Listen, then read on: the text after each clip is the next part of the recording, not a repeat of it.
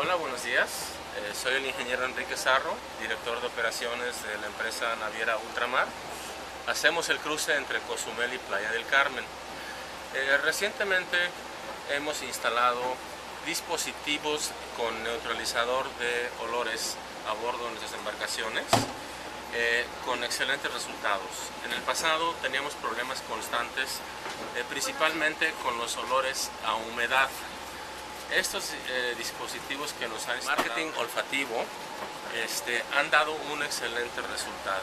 Se aprecia de inmediato cuando uno a bordo del barco un aroma fresco, limpio y libre de contaminantes, y eso es lo que busca la gente. Principalmente porque si le metemos algún aromatizante con olor, puede ser desagradable para ciertas personas.